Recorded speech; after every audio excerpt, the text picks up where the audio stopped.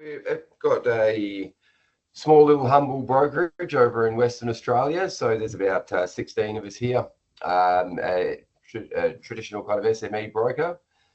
We've got two sections of the business, as you mentioned, all trades cover and Elliott Insurance. So all trades cover is our trades and construction scheme with about 4,500 to 5,000 clients. And Elliott Insurance is just the general insurance broker, which is the come one, come all brokerage. We started in about 2008.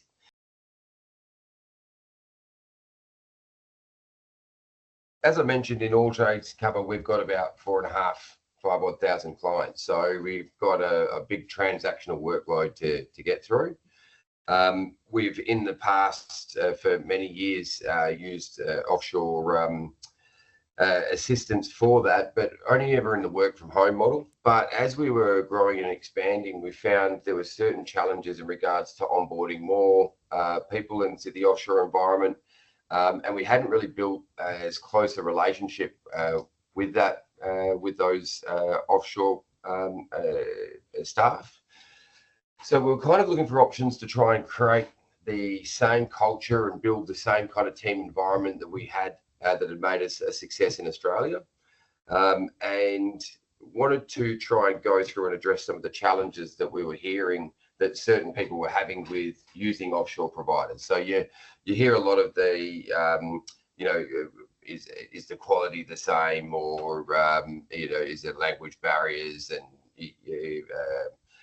do people chop and change, through other brokers poaching your staff and stuff like this. So we wanted to try and hit all of those issues that we were hearing on the front foot. And the way that we had hit it in Australia was by, creating a team, building a vision, and really focusing on that culture. So the only way to do that was to get a provider and get them all in-house. That's very hard. As good as technology is, it's very hard to create that via video link. So, but if you have all the team in the same office, that's where we thought, all right, well, we were looking for a provider to help us service that. We were finding one of the frustrations we were trying to solve from our Australian HR, or some of the challenges we'd have with recruitment in Australia, would be bringing in younger graduates or people where you invest your time and effort and resources into educate in insurance broking, only to get very immediate wage pressure, promotion pressure, before they're even really delivering the high capability into the role that you've trained them for. So we were finding it was very hard to get good, solid assistant work into that administrative area of the company. And when you've got 4,500 clients, very high transactional, it becomes a big problem very quick. So by having these three seniors and investing a lot of time and effort into them, we had the confidence that they were going to stick around most likely in those roles for 3, 4, 5, 6 years. So it was worthwhile pushing all of that time and investment into them. And so far it's been really good. And then they become perfect guides for anyone we can bring in at any level. And then we can start to leverage some of the cost savings of bringing in some entry people in the Philippines into the industry, or from insurance into broking, with the confidence they're going to get the right training and education, so that we're not dropping the quality of the product that we're providing for our clients. I'd hear some stories of people who had really scaled up their offshoring facilities with the lack of quality of work coming out. So the way that we've structured it to try and address that, and also to try and build that culture and team environment, make the offshore guys feel really a part of our team, is we align one offshore broker support person to every single account exec. So they are a part of that team. And it also provides a line of accountability. I think ensuring that, when you send work out, there's one person who is accountable. There is system support. So you've got the safety or the security to know that the workflow goes out and it comes back, and there's checks and balances to ensure that. What we've been able to do separate to the account execs relationships with the offshore broker support is engaged, like you say, in those community programs over in the Philippines. We've flown over to the Philippines as well. So me and one of the other department heads went over there and spent a week training. That was amazing to be able to understand the relationships between everyone. Like it's a very completely different environment trying to train over VC and getting over there, and the appreciation that they all had to see that the CEO and one of the department heads wanted to spend a week there investing time training them as well. So we've been able to, I think, show a bit of time and dedication to them, which was massively well received and appreciated. And then our community programs, we basically just provided some time, some funding, some ideas, and helped guide them along to be able to make an impact in their local community as well. And they've really taken that and run with it. It's much easier to get them to engage than our Australian team to go out and engage in those kind of activities. It was amazing to see.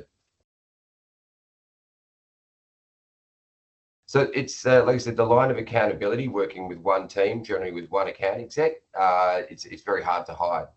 So the work's just simply returned, and if the deadline's not met, our system flags it.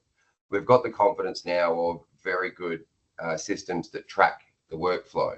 So a piece of work is allocated to an offshore broker support. It has a timeline and a deadline on it. And if that deadline isn't met, then the account exec is notified, and he can pick up the phone or jump on Teams and say, hey, where are we at with this? So the system's prompting them, the account exec's prompting them. So we've got deadline, and then we've got quality assurance because it's coming back through us before a final checking off. When I see templates being pre-filled to a certain degree to go to the senior account exec, I just look at the 3 hours that he just saved that day cursing at the computer and go, that's a good win for that's a frustrating process for the senior. Ultimately, it just frees up my account exec to spend more time doing what he or she wants to do, which is pick up the phone or get in front of the client.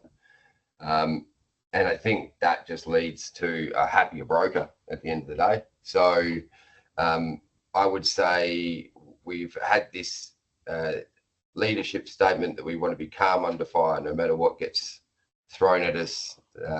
Your tone of voice and your communication stays the same. That's been much easier to uphold over the last 7 or 8 months following the implementation of these guys. It does feel like it's taken the stress levels down a notch in the Australian office. So there's more happier faces and laughing, and beer o'clock definitely hits at 4 o'clock every time on Friday. There's no exceptions now.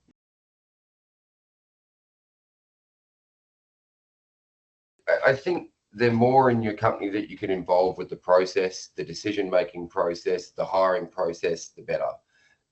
This is no different to massive change in technology or broking system or anything like that. No matter how good it is, it'll be made or broken by the people and how well you take your people in Australia through it. So you need to prepare your team, involve your team, because ultimately once you've installed the offshore broker support, you've got to step back and your people will make it succeed or fail, more so than the offshore team. So don't forget that the human capital element of really bringing them along and involving your Australian team and each department as much as you possibly can. We got our first people on with ASW in July. It was quite a long recruitment process. We went in there because we were very specific about what we wanted. Our recruiting process actually took about 3 months to start because we were very specific with what we wanted. And obviously, if you're trying to create a culture, it's not just about the skill set. You're really trying to get the right people for the job as well. Very lucky, we started with 3 amazing seniors and very quickly had the confidence within about 3 months after they were on board to then fill in with the remaining 4 kind of mid-tier, mid-experienced, not necessarily insurance broker experience, but just insurance experience candidates to be trained and educated by our three seniors. Immediately, you kind of understand some of the cultural differences. It's different to interviewing and employing an Australian, that's for sure. Because we were looking for that cultural fit, we were really looking at personality a lot, and it was very easy to try and see from a systems and a capability point of view what their experience was, with what systems they had used and where they had worked. And we've done it with moderately good success. But we learned probably our fastest learning curve was when we actually went over and visited. It's like in a week we learned more than we had in the previous 5 months. Look, even if you're fumbling around in the dark like me, we've come up with 7 pretty good people. As I mentioned, building the culture was really kind of important, and we saw that there were some other, capable service providers out there in the market, and the thing that made ASW stand out was some of the efforts and some of the workplace that they were culture that they were trying to create through, some of the training and leadership training that they were providing, taking their whole team on an offshore, overseas trip every year. And I saw some of the, I suppose, testimonials and the way that they were treating the staff, and the staff kind of talking about working at ASW. And I realised that I probably wouldn't have all the heavy lifting of trying to build that culture myself. I could just do small steps or some extra steps to enhance what ASW was doing to make a bit of an Elliott difference. But all the heavy lifting wasn't going to be on me. So I felt that pretty early on. So that was probably actually the thing that for me pushed me over the edge to end up going through with ASW.